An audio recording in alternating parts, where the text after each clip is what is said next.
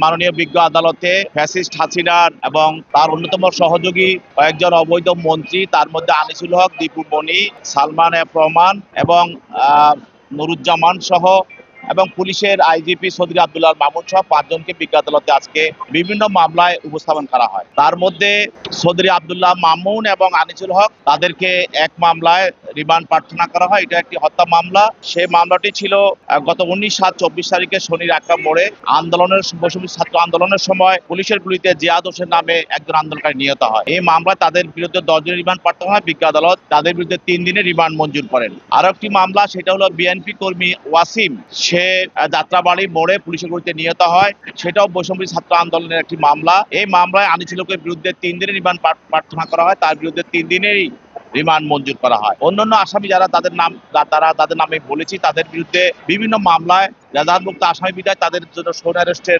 প্রার্থনা করা হয় এবং তাদের শোন অ্যারেস্ট মঞ্জুর করা হয় এবং তাদেরকে পরবর্তীতে জেল হাজতে প্রেরণ করা হয়।